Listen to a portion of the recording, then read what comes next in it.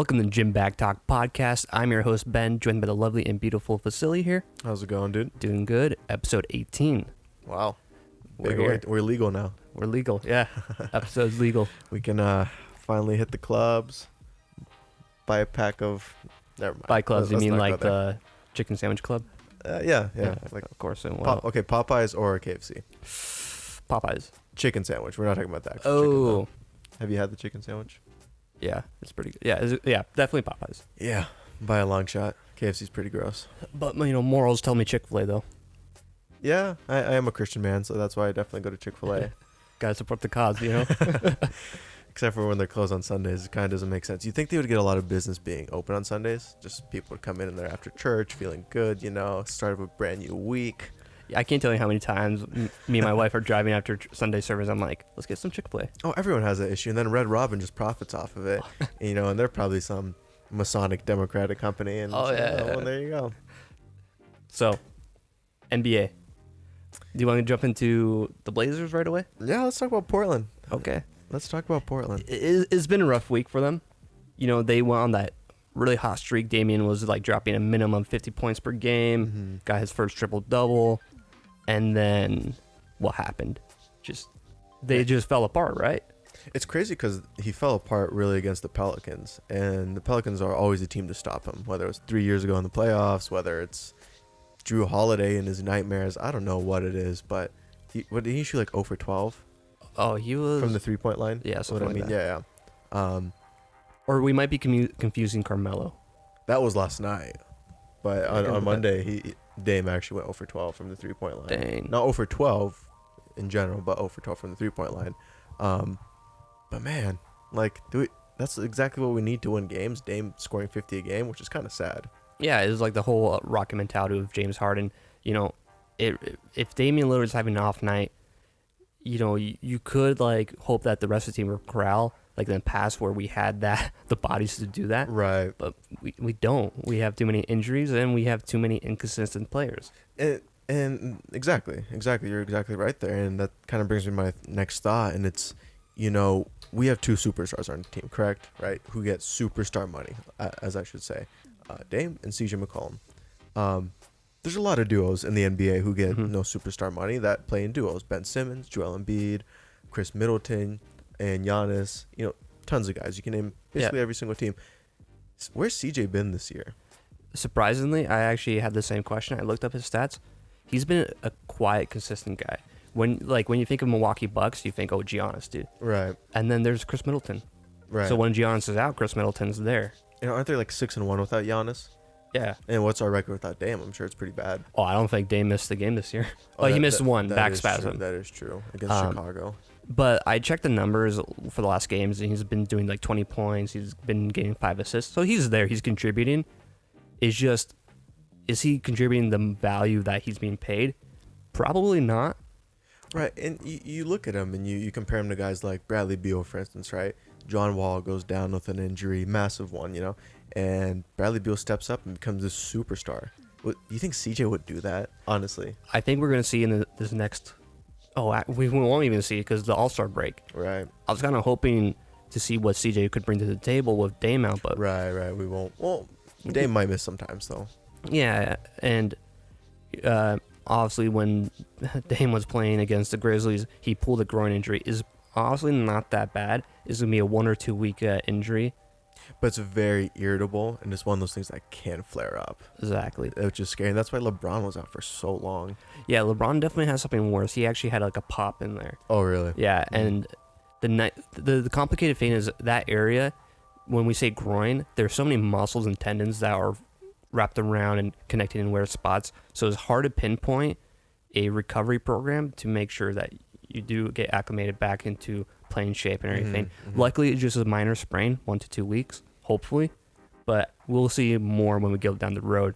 But this All-Star break couldn't have come at a better time, that's for sure. Absolutely. I mean, a week off, Thursday to Thursday, that should probably give him more than enough time. I don't know who we play first game back from the All-Star break. I think we play the Pelicans. I think you're right.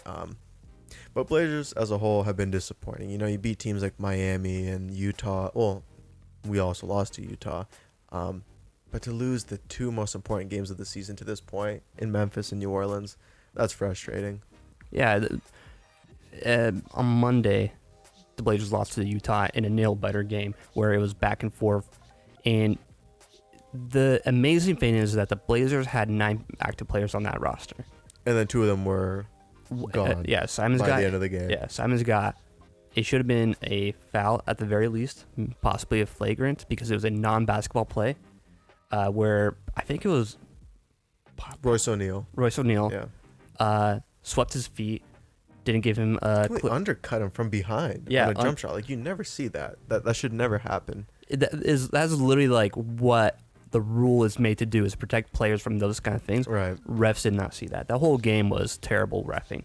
Both sides too, not just the Blazers, but it literally felt like the Blazers were getting the shorthand. Yeah, Utah's really become like that grind house that Memphis used to be back in the day. When you come in there, you know you're not going to get a call ever, and half of that might be the fans, half of that might be the style at which they play in. But man, Utah's a very easy team to dislike.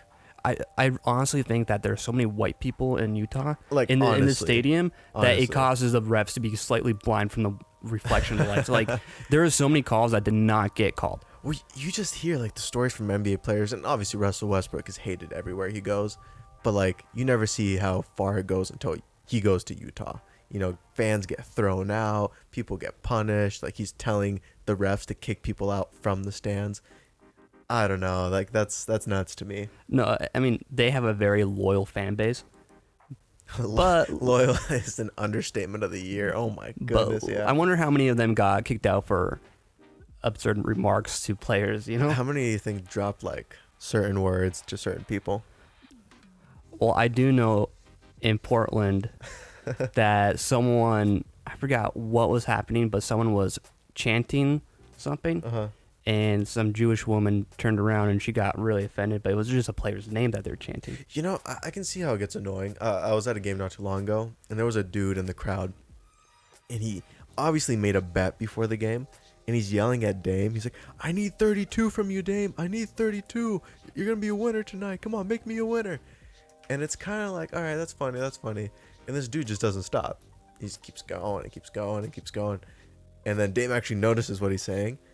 And fans start like yelling at the guy, like, and dude, with the whole betting thing becoming legalized and stuff like that, that's gonna be a problem, honestly. Like, you have these guys in the stands who put down bets to games that they're going to, and then they're yelling at players like, hit the over, no, don't score anymore.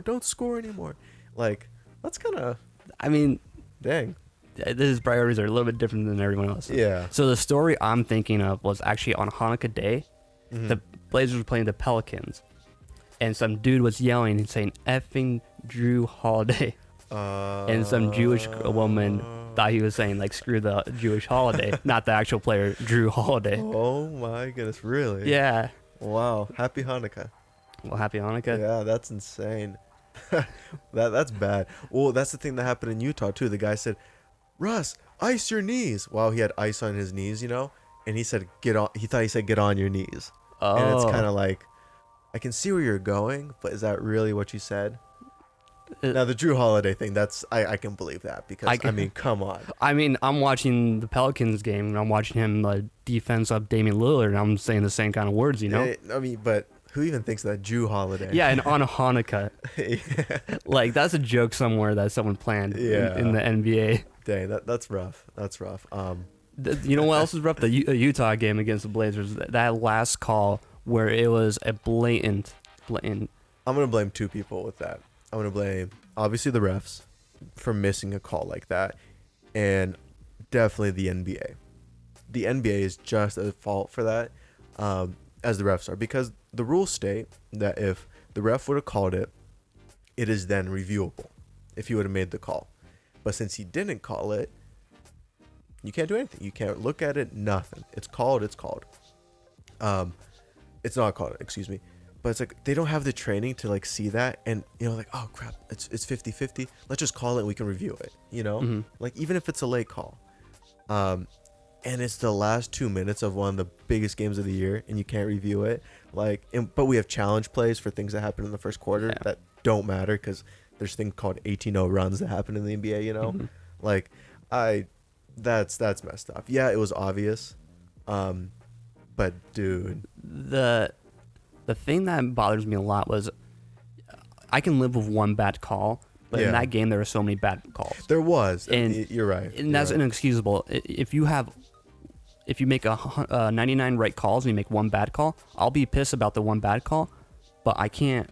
But it was our fault we were in that situation. That's the time true. Of the game, exactly. It's true, You're right. but you'd rather have it be your mistake, Yeah, than it fall into someone else's. it is. Yeah, And then it wasn't. It probably wouldn't have happened that way if we had Whiteside, who was out on that game, and then Ariza got fouled and he yelled at the ref, got tossed from the game. So we really had 7 people playing. it was insane. Mario Hezonja actually played some good. I feel bad for Mario Hezonja, by the way. The second he starts to get some kind of rhythm going, hurt. You know, Yeah. and that happened at the beginning of the year with back spasms. He's not a bad player. He's a good 3-and-D guy when he finally gets going, he finally gets hot. I think it's more mentally with him. There has to be something there. There probably is. I mean, I haven't seen those moments from him yet. We've seen sparks of it, Exactly. with his playmaking and everything. But there's just some things where he tosses the ball too hard, tosses behind, goes out of bounds. He looks good when he's dunking, at least. I mean, yeah, he's like. He's just athletic. He's white. He gets the job done. There's brand name. There's Walmart. Mario Hezonja is the TJ Maxx. He's the off-brand at Walmart. Yeah, exactly. Bargain bin, grocery outlet kind of. Exactly. And it's tough. I mean, one day maybe he'll get polished or. No, it's tough to watch right now. When you have a guy like Caleb Swanigan coming off the bench, dude, I'm sorry. I'm sorry. The guy, even in that Utah game, he had a chance to get that putback back in. He had a complete chance, and he just whiffed it. Absolutely whiffed it. And the dude's he hustles so much, it hurts to watch. He's going back and forth a million. It's like Ken Bazemore on steroids. Yeah, that's a good way to put it. I mean, obviously not Ken Bazemore with his shooting or anything. Ken Bazemore at his job. This guy bricks layups. Man, Scal was way better. To see him go, that was a bad move. That was one of the worst moves the Blazers made not this year, but for a long time. Yeah, I mean, when Scal played last year, at the very end of the game where he had the full actual 36 minutes of playtime, if not more, he looked amazing. You're like, where was this guy the entire year? Yeah, and exactly. He had those moments consistently in multiple games throughout the year for us. And Neil O'Shea can tell us, hey, there just wasn't a trade out there for us to make a move that was going to be productive, that was going to lead to playoff appearance, to championships. It just wasn't there. So our main priority was get under the tax line. And you're telling me not a single team in the whole NBA would have taken Caleb Swanigan for free? I mean, we paid Atlanta Hawks to take Scal. And not only that, we have, you said his name already, but Mario Hezonja, no one wanted to take that. Yeah, it's just bizarre to me. And his excuse was that, hey, Scal's still hurt, we need someone. Dude, you just lost 3 of your 4 games after the trade deadline. The only team we beat was Miami. Man, did it really matter? Was it worth it? Yeah, and it was a hurt Miami too. Exactly. No Jimmy Butler, no Tyler Hero, and Bam was out with a concussion. So was Bam actually out? In the fourth quarter. Okay. I just want to look up. So Scal gets paid $300,000 more dollars than Caleb. Oh my goodness! So we basically saved $800,000. Yeah, something like that. Jody Allen can use her brother's money to pay that.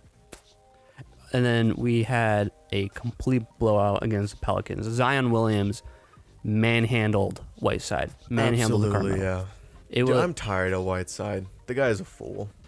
Honestly, it's hard because he has such great games, and then you're like he looks like he's worth every penny of his $27 million contract, and out of nowhere just chugs, but that the Grizzlies game, it took him 13 minutes for him to score his first point, and that was a free throw, and he clunked the second one, I think. And it's weird because you can argue that he's not skillful, you know, around the paint, but yet he makes those post shots, those floaters and stuff like that. But Valanciunas ate his lunch. I mean, that was terrible to watch. Terrible. And Valanciunas is not, this year he's been outstanding for the Grizzlies, and the Grizzlies look really good, but Really, Whiteside? Like, he's better than you?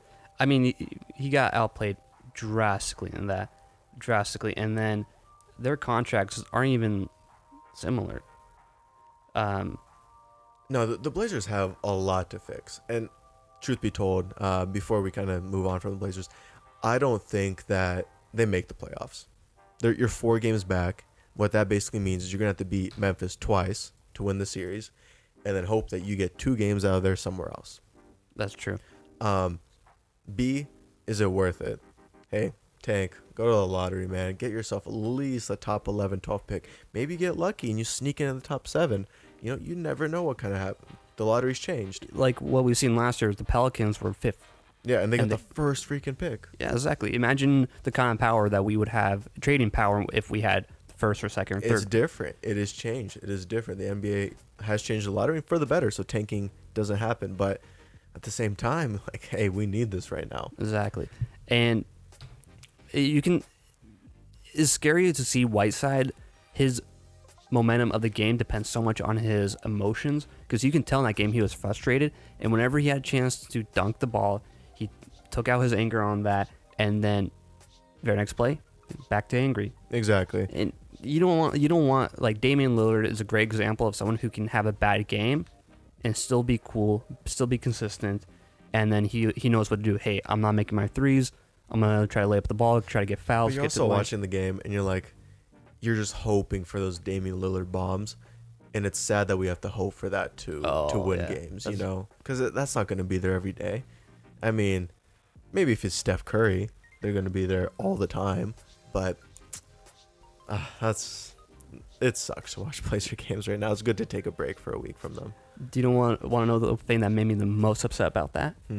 Jonathan Yim. Mm-hmm. In the halftime, they came up and they asked me, like, what does Blazers need to do? Like, they were like, hey, like, what do you guys need to tighten up? Like, how will you guys win the game?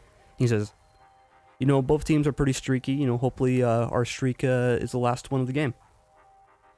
Yeah, the streaks are part of the NBA game, but do you really want to roll the dice on streaks? I mean, he could have said, like, you know, we really need to get some stops. We really need to make sure our 3 ball's working. You know, some defense would be nice. Like, get some, like, strategy in the game. I mean, honestly, there is, but don't tell me as a fan, hey, you know, it all comes down to who's streaky. Yeah, and I feel like that's kind of where Terry Stotts comes from too. You know, he believes in, like, keeping the pace up, keeping those streaks up and stuff like that. This is not a streaky Blazers team. This is a Melo in the post, give him the ball, wait for 13 seconds. If he's not open, he'll maybe kick it out to Dame. And then we'll do the same thing with Whiteside on the other end. Yeah, and then Carmelo has also been having rough days, to say the least. He has a good game where, like, 20 points, 18, 15, and then it's like 2, 4, 6. Yeah. It's rough with Carmelo, and most of those failed field goals are at that post up. Mm-hmm. Fading away. Which is so difficult watching now. At first it was like, oh yeah, cool, retro Carmelo.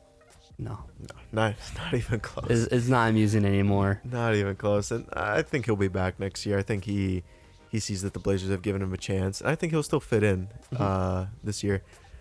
I'm just hoping something happens in the offseason that's big.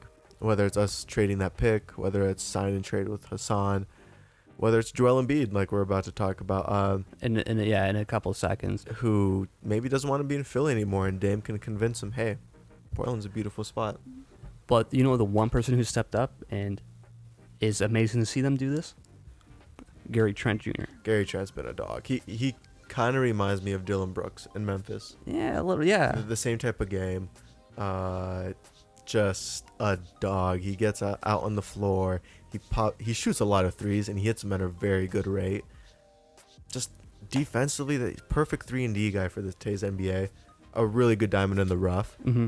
I mean, he can guard the shooting guards. He can guard small forwards. And I don't think the guards are so much the issue. Like, our forwards are terrible. I mean, Simons is playing well lately. Trent's been playing well. Dame's been playing well. Ariz has been playing good. Melo's still sustainable. Mm-hmm. That center spot sucks. It really does. And if I've never seen a center for a long, long time have one of the worst games. I think his first rebound came in at the second quarter. Oh my god! It was like, what am I watching here? But And his game is so expired in today's it NBA. really is. And my coworker was talking to me about it, and he was saying, "Hey, I was at the Miami Heat game with where Whiteside was playing. The man is 7 feet tall and he is massive, but he doesn't box out Ever. He does not do play. I actually off-ball noticed plays. that yesterday when he tries to box out. It's the funniest thing in the world. He's straight up when he's boxing out. He's a very lazy. He's the dude when he's gonna propose. He's gonna take off his Jordans before he gets on his knees so they don't get scuffed up. That's literally who Hassan Whiteside is. Whether you look at his Snapchat, his Instagram, he cares about the way he looks, the way he plays, not how he plays the game, like how numbers he Like gets. how he looks, yeah. You know, he's pathetic, man. He's pathetic. And I get Nurk has that, but what do you expect from a European? At least he goes and gets his job done, you know? Yeah. But really, Hassan, like, I don't know. It's interesting because when you watch Nurk play, like, Nurk does so many little things for the team. Like, he'll cut in a certain way, he'll stay in a certain spot, and he'll start moving, and he'll do things off the ball. Whiteside will come up to the basket, and he waits for that rebound to plop into his hand, or he waits for the lob, or he waits for a pass. Yeah.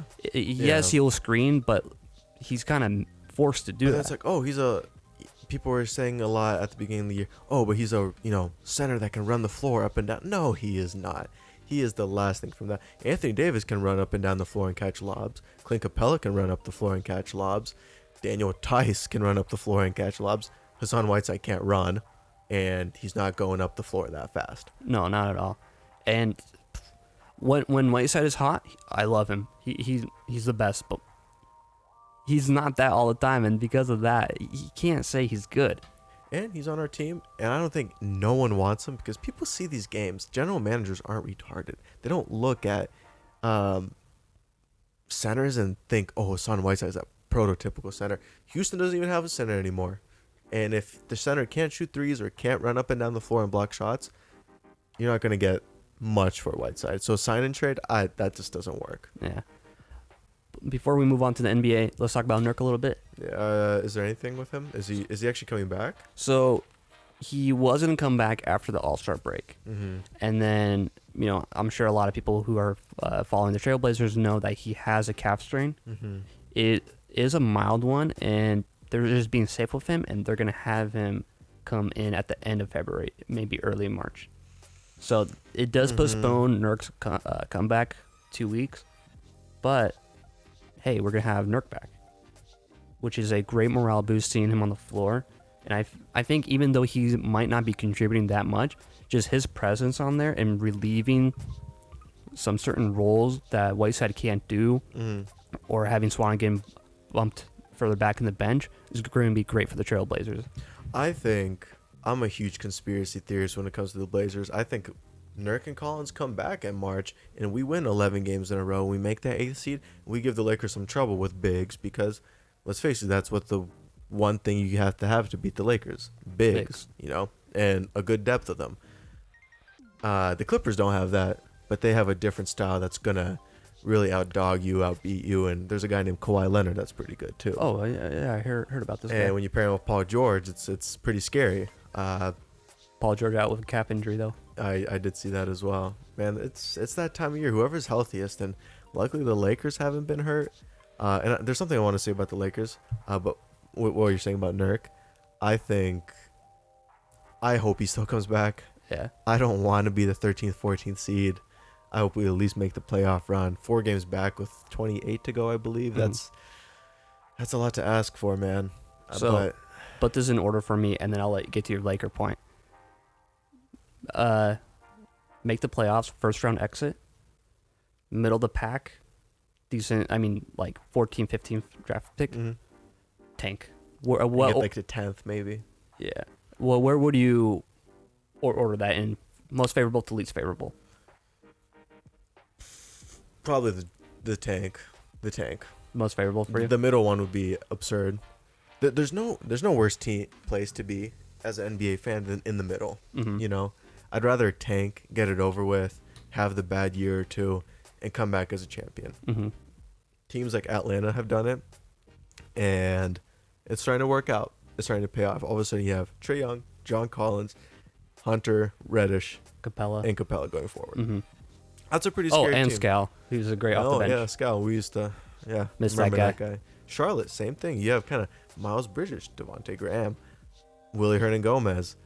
Guys who are starting to kind of pick it up. Phoenix, they're kind of up and coming too. Yeah, they're like one or two pieces away from. Honestly, in Sacramento, same thing. Like teams who were really bad 4 or 5 years ago. Look at Dallas. Oh, the map. Yeah. I mean, they took 1 year to tank and get it over with because they know they have the management to come back strong. Mm-hmm. And now you have the two best European players in the Tag world. teaming it, yeah. Luka goes down, Porzingis goes off, Porzingis gets hurt. Exactly. And there's teams in limbo who you just don't want to be there. Like the Knicks. That's obviously an over-exaggerated version. But, we're going to compete every single year. And now we have a top 5 pick. You know, it just doesn't work out. Portland needs to do one or the other. They did neither. And that's going to come back to bite them. Mm-hmm. So hopefully Dame comes back with a healthy groin. But would you want to trade CJ before we get... I would. Someone's going to want him somewhere. I think it really depends on how Collins and Nurk comes back. I'm going to be honest. I think Bradley Beal is an absolute stud. Just watching the guy play. Him and Dame in a backcourt would be very scary. No, for sure. Like talent to talent-wise, Bradley Beal over CJ. Yes. But the thing that makes Dame and CJ is that they both mesh well with each other. And so do you really want to mess up that backcourt chemistry? Because CJ is good. I mean, sometimes he has a bad night, but as of late, he's kind of been the unthanked man. He's doing his job, he's getting his points, and he's contributing. So there's better players out there. I think Drew Holiday would be one of those guys who's willing to step into CJ's role, which is being the shadow Dame. What I'm just thinking is you're in the offseason and say we do get a 12th, 13th pick in a team like Washington who has the 4th pick. Would they, be interested in something like, hey, here's CJ in our pick, give us back Bradley Beal. Do a full rebuild. You have 2 first-round picks. Mm-hmm. Get it done. Maybe. But John Wall's going to be coming back next year. He is, yeah. So the Wizards are in a weird spot right now. There's a lot of teams.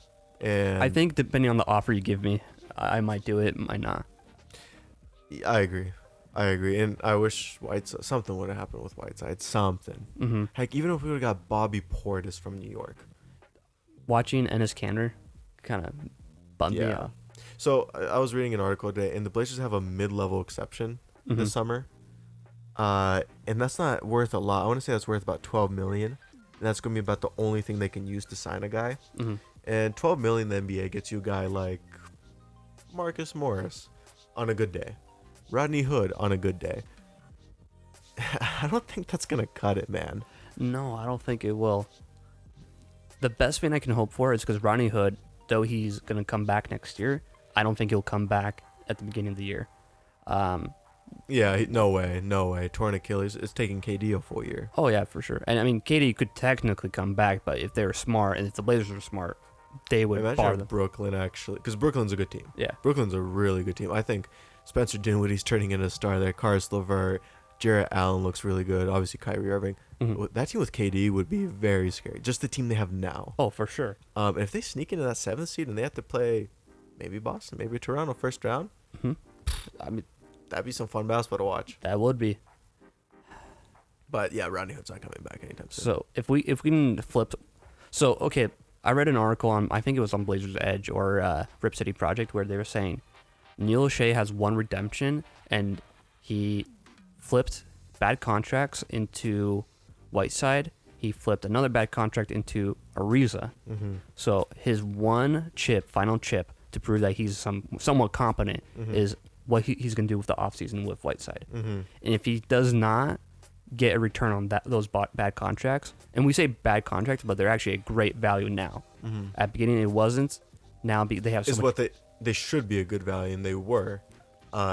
Even this past summer, this past trade deadline, a guy that we signed in 2016, Alan Crabb, got traded to Minnesota for Jeff Teague. Mm-hmm. Expiring contract. That's worth it that Atlanta did something with. We did nothing with ours. Exactly. And if Neil O'Shea doesn't do something with Whiteside's contract, if he lets him walk, if we re-sign him for a lesser amount, is wasted money. That's really interesting. Yeah, But like, really, you're gonna leave it to that? You know, in the summer when like, literally that is your last chance. July 1st hits, Hassan Whiteside is not a member of the Portland Trailblazers. Exactly. You're There's gonna so leave those chips. like gambling to the maximum dollar. Like That's literally me when I win $25, and I'm like, oh sweet, I won $25. I'm gonna put it all on the Trailblazers to win tonight. Well, you know how that turns out. 9 times out of 10. yeah, I don't like that at all. I don't like that at all. I mean, the thing is, a lot of people don't realize July 1st is the free agency start date. So an unrestricted free agent, Hassan Whiteside, done. He's it. So you're gonna have to come to terms with him. Say, hey, we're gonna sign you, but we're gonna trade you, and he's gonna have to say yes to that because that's not up to us anymore. Mhm. And then another team's gonna be like, wait, well, why can't we just sign him? Why do you guys have to sign him? And then, but it's like, oh, we signed him first, so you can trade him to us. Psh, you can keep him. You know, like there's so many things that can go wrong. it's like someone trying to sell you like a bottle of Coke on a hot day, and you're like, you're sitting right in front of the fridge. I can just grab one, Right. pay the same price. Like what? Like what? Why do I need to buy it for a middleman? Exactly. All it takes is New York coming up to Hassan and say, hey, we'll give you $10 million extra if you sign with us. And it's such that I agree with that. I agree with that article that Neil O'Shea, his last chance is this offseason Mm-hmm. because he was our manager in 2016 when he signed Myers Leonard, Alan Crabb, Evan Turner, and Maurice Harkless to massive deals that came back with nothing. Exactly. We'll see. That will be what will determine Neil O'Shea's legacy with the Portland Trail Blazers. It's gonna be near impossible for him to climb back up the ladder in our good Yeah. graces, I guess. Yeah, he's going to have to pull one out big time. All I right. agree. Let's jump into the NBA a little bit, and then we'll talk about the All-Star games and Mhm. break. So before we do, why did you hear about Joel Embiid? Oh, he said something about the Joker line, was it? From Batman, where it's like, you're either the hero or you consider yourself a hero to be the villain. Or you live long enough to become the villain or something. Exactly. What movie is that from? Oh my goodness. That's from the Dark Knight Rises. Is it really? Yeah. Huh. This might Or be this is the one with Two-Face in there. Oh, you're going to have to Google that really quick. But, I mean, Joel is a pretty enthusiastic dude. Philly's a whole bunch of enthusiastic fans. You get the two together and you just have a whole bunch of enthusiastic cheesesteaks. So is the Dark Knight is you either die a hero or you live long enough to become a villain. I don't actually understand that line. Like, So- honestly, like, okay, so you're either a hero. No, so you die a hero. But if you're living a long time, you become a villain. Someone's going to have to break that down. So basically, while you're in the good graces of the masses, Okay. you die. Like basically that's the end, and your high note is at that in the good graces, or you become Whiteside and you play like trash for so long that you basically everyone hates you. Okay. So Joel Okay. Embiid is basically upset, and these are rumors coming out of Philly. So who knows how? Right. Yeah. Apparently he's unhappy. He's unhappy with the rotations that the coach is setting up. Coach Brown, I believe.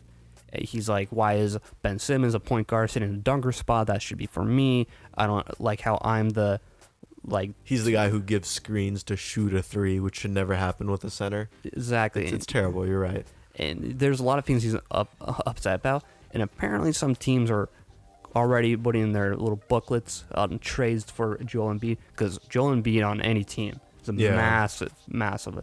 Would you say top two centers in the game? I would say him and Nikola Jokic. Yeah. If we're considering Anthony Davis a power forward. But I those top three centers, NBA by far. Exactly. So, Whiteside's $27 million, Joel Embiid, Oh, man. I would trade CJ for Joel. I would, yeah. I would package CJ and Whiteside for Joel Embiid like that. I mean, if I was 76ers and I was playing 2K, Ben Simmons to Portland, CJ to 76ers. Like, If I was playing 2K, yeah, 10 times out of 10. I love Ben Simmons. He's one of my favorite players in the for NBA. sure. Just a personal list, I would say Giannis, Ben Simmons, and Luka Doncic are probably my three outside Blazer favorite players in the NBA. Both of them are all European or All Australian. three of them are kind of European. Yeah, that's true. Out of seas. Man, you got some weird. Okay. All right. I mean, you live in America long enough to become the hero. and For you me, see it's become Joel the- Embiid, Scalabricier. All the guys who left the Blazers in the past 10 years. LaMarcus Aldridge. Now, what if he comes back in the summer? Because the Spurs don't make trades at trade deadline day. It's been 22 years since they have. 23 now. There you go, yeah. 23. And they made the playoffs every single year, so maybe they do in the offseason. I hope the Blazers don't make it. I hope the Spurs don't make it either, because it's just like, oh man, Blazers make it every year for the last 8 years. Well, Spurs over there, it's 22 years. First year tells you how strong the competition was. Yeah, exactly. Okay, and then Joel True. Embiid is not the only player who's having issues with his team. Apparently, not Bradley Beal, but Buddy Hield and the Sacramento Kings, and a lot of players in that locker room are having issues with the owner. Buddy Hield especially, there's rumors he might demand to be traded in this offseason. It kind of sucks for him because he is such an essential part of that team. Got lowballed in his contract extension. Sacramento just can't do anything right. I know, right? Like, you sign... That sucks for Buddy Hield. First of all, you get traded to Sacramento, which sucks. Then you sign that contract, and then, like, Jaylen Brown gets $40 more million than you do. You're like, really? Are you kidding me? And then, like... They're like, we want to see what you can do, Buddy Hield. Blows up for like 35 a game while De'Aaron Fox is gone. Yeah, exactly. Oh, man. So some people are upset with the ownership, and, Buddy Hield might be gone. It is Sacramento. And the sad thing is Sacramento has some great fans. Last year when they were making that playoff run towards the end, like, it was fun to watch those games. But they just can't seem to do anything right. I mean, half of it's Marvin Bagley being injured, too. Oh, yeah. Him being out for so long in the beginning. And then De'Aaron Fox, too. Yeah. Rolled his ankle, grade 3 strain. That's like 4, 5, 6 weeks. Oh, yeah. Hurt my fantasy real bad. I think Sacramento's still going to be a team that comes back next year. And you better make Buddy Hield happy, because De'Aaron Fox and Buddy Hield might be a better combo in 5 years than Dame and CJ. That's being completely honest. I mean, like, that's not even a statement. That might happen. Yeah. And you pair that with Marvin Bagley, I'm sorry, that's a team to be reckoned with for sure. Okay, let's jump into the All-Star games. All-Star games happen every year. They always happen in February. Why are they important for NBA fans and players? So I think the NBA has the only All-Star game that you watch, because the NFL has the Pro Bowl and no one watches that. NHL has an All-Star game, no one watches that. I think baseball does too. But the All-Star one's the actual fun one, and I think that's what kind of makes basketball so big, because, what are the chances you get to see LeBron James, Kevin Durant, Kyrie Irving, James Harden all in the same court, Like a 12-year-old's wet dream, like, imagine if Giannis, AD, It's crazy, and, back in the day growing up, for me at least, when you see, Kobe on the West and LeBron on the East, Dwayne Wade on the East versus Tim Duncan in the West, you get these matchups that really live up to the hype. And then who doesn't want to watch a dunk contest? I mean, come on. Like, seeing how creative these guys are. And I think the one thing that the All-Star game is missing, which I think would be amazing, and I hope that people speak it into existence, is a one-on-one game. Ooh. That would by far, that would blow the NBA up. Honestly. Could you imagine, like, all right, Dame calling out Russell Westbrook, let's play one-on-one. And it's like, if he says no, the ridicule he's going to get on social media, like, that's crazy. You would find the new, like, killers in the NBA. Just yeah. Like, there's going to be just some Joe Smo who, like, gets, like, 10 minutes per game. Like, Duncan Robinson just beats down Giannis in a one-on-one game. Oh, yeah. Like, he's like, I don't care. Like, let's go. Joe Ingles would probably take half these fools one-on-one 10 times out of 10. And his fans would probably say some racist slurs, too. They would, because it's Joe Ingles. Yeah. And I don't, yeah. I mean, Utah's just full of Mennonites. But the All-Star game is fun. It's also a nice break, a nice stretch run. And this is a time where you actually see the playoff predictions from a lot of, ESPN starts to roll out theirs, Bleacher Report. But how about you? It's also great because a lot of players, this is their off time. This is where they get to recover.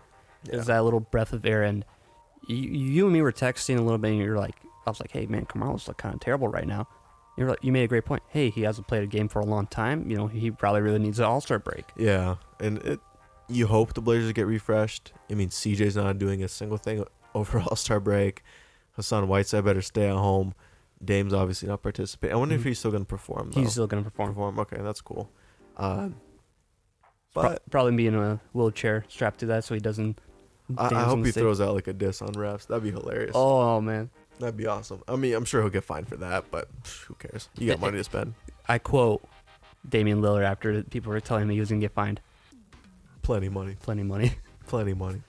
I mean, no, All-Star Game will be fun to watch. I'm excited to see it. I think the All-Star Game itself is a little wonky this year with the stuff they're doing. Yeah, but we won't go into Even that. trying to explain it over the podcast is going to be I'm pretty sure the impossible. refs are going to be like, what?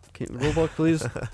So, but it'll be fun. So there's a couple events I want to go through them with you, and I want you to tell me who you think will be the shiner of each group. Okay, let's do it. So there's going to be a dunk contest. There's more events, but... We don't care about the Rising Skills Challenge or whatever that crap is. So dunk contest. Pat Connaughton from Milwaukee, Aaron Gordon from Orlando, Dwight Howard from Los Angeles, making his return from a long absence, and then Derek Jones from Miami. Derek Jones Jr. is going to win it all. I would heavy on Derek Jones Jr.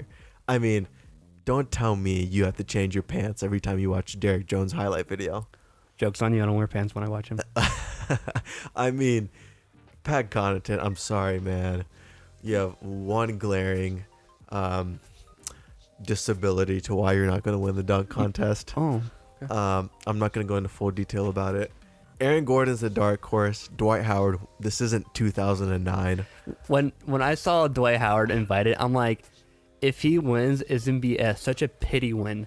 What is he going to do there? He's going to wear a Superman cape and he's going to jump up. I hope not. That was one of the worst dunk contests of all time. Derek Jones is going to do something. He could just go up with two hands and try to go as high as he can, and that would already get all tens. Dude, he's Like, going to dunk honestly. with his feet, dude. Like, the dude is crazy. I'm recording it. I'm watching it. And if you're going to make a bet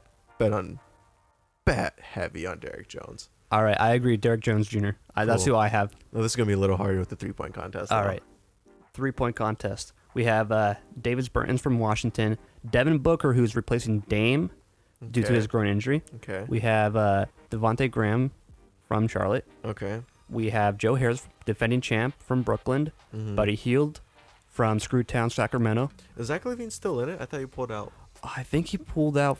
I think he was invited to do the dunk contest. Mm-hmm. But if we're wrong, I think messages. he accepted Zach LaVine. They accepted Zach LaVine into it. He accepted the 3-point contest, but then when he wasn't named an All-Star, he's like, "Screw, I'm not doing anything," and then he pulled out from it. But I don't think he's gonna win it Yeah, anyway. me either. We have Duncan Robinson, who lit up the Blazers from Miami. We have Trae Young from Atlanta, first-time All-Star appearance. Whew. Well, You went first last time, so I'll say my let's piece. see what you think. I honestly think Devin Booker had such a chip on his shoulder getting snubbed from the All-Star game, and now he's in it. Now he's here, and it's redemption time. And he seems like a guy that loves taking balls from a rack and just hitting as many as he can. Oh. Because the 3-point contest is a little different than just NBA threes. For sure. In game. But I think Duncan Robinson's gonna be a dark horse for that one. Uh-huh. I think the dude has got a jump shot. Buddy Hield, that could go either way. Bertans has a slick jumper too, and Bertans is the favorite to win it all. Really? Yeah. Bertans. Wow. I wouldn't have thought that Bertans. Like, yeah, he's good, but I would not have guessed that. And you're not gonna say Trae. I don't think Zach LaVine. I don't think Devontae Graham either. I honestly think Dame gives him like a little night of like, you have with spirit, with honor, blah, blah, blah. Right. Knight him, and then he's gonna encompass the inner Dame at the stretch shots. Where they're 30 feet plus. Oh, that's right. They're doing those for that sole reason. I think Trae Young wins it. Trae Young's my second. Yeah. So I'm gonna go Trae Young if he hits those shots. All right. Skills challenge. Oh, I don't even. Why is Bam Adebayo on the skills? Well, I guess he is a center that dribbles. The only reason why I actually brought up the skill challenge is always a toss up. There's no player here who's going to be way better at skill challenges than another. It's mostly like who's in the groove the most. And I just wanted to bring it up because Derrick Rose has pulled out, but Shea Gilgeous-Alexander is coming in, which I think is great. I honestly think if someone's going to win it and I just have to throw money on it, I'll bet on Shea. I'm gonna go Bam Adebayo. I think he is. When you watch a Heat game, he is skilled. Mhm. This dude's taking it up the court. And the competition doesn't look that great. Chris Middleton, was a shoo-in. Just tossed him in there, like, we need one more. Yeah. All right. Now the All-Star game. I kind of like it more when the East and the West were split. I did too. I don't It's cool watching them pick the teams. I think that's kind of cool. But I think the competition level is just a little wonky. Yeah. Not that there's much competition in it in the first place. So there's LeBron, who's the team captain. He chose Anthony Davis, Kawhi, Luka, and James Harden. Which is way better than Giannis's team. Giannis's starters is Joel Embiid, Pascal Siakam, Kemba Walker, Trae Young. Oh my goodness, and the reserves are even more one-sided for LeBron. So for LeBron, it was Damian Lillard, but Devin Booker, who I think is still great. Yeah. Ben Simmons, Jokic, Jason Tatum, Chris Paul, Westbrook, DeMontis Sabonis, and Devin Booker now. That's a squad. And then Donovan over here. Giannis picked Donovan and Rudy Gobert. You sorry, Lou. Oh my goodness. The only good choice I see here is Bam. Honestly, and obviously he picked Chris because he had to. Uh-huh. But what are you doing with Kyle Lowry and Donovan Mitchell and Brandon Ingram? Are you kidding me? Like you picked him before Kemba Walker, Trae Young, Joel Embiid? I think Giannis is trying to pick people who think would be the most to party with, like the funnest people to party with. Yeah, I mean, Giannis is probably like, I don't even know if Jokic speaks English. Sabonis, that sounds European, that we went to war with sometime. Chris Paul, is it Paul Chris? Like, it literally seems like Giannis. Definitely the more European team. Yeah, for sure. They might as well just go USA versus world, but that'd just be weird. I mean, that's what the Olympics are for. Yeah, there you go. Olympics are this year. They are. 44 people have been named finalists for the team. I wonder if Dame will be on it. Dame is part of the 44. Right. I wonder if he's going to be on it's 12, I think they take. Yeah, but the weird thing is, like, Kyle Kuzma's in that 44. Yeah. No, I mean, Christian Laettner was on the Dream Team. What I do know is everyone that was on Team USA during the FIBA World Cup has an invitation to participate. If they get selected, that may not be the case, but if like James Harden, if Anthony Davis, LeBron are all going to be part of it, a lot of those players, like, do you choose Jason Tatum over LeBron? Oh, heck no. Yeah. Heck no. I mean, it's an Olympic gold medal. That, some can argue it brings more than a NBA title does. Oh, yeah. Imagine your global footprint holding a gold medal on a stage. Especially while the Olympics are in Japan this year. I mean, come on. Cough, You're cough. going to bring the best. Oh, you are a funny man. All right. Cough, That's cough. basically everything we have here covered. Anything else you want to mention? No. Playoff run coming here soon. Hopefully Blazers are prepared for it. If not, going to be a great draft to watch. Yeah. It's my favorite time of Turn year. off that TV early that night. Oh, yeah. We probably won't have an episode next week because of the All-Star break. There's not going to be a lot of cover. We're going to watch hockey next week. That's for sure. And, hey, thanks for watching. You can find us on Instagram, Twitter. We're on YouTube now. And that's it, guys. Peace. Cool.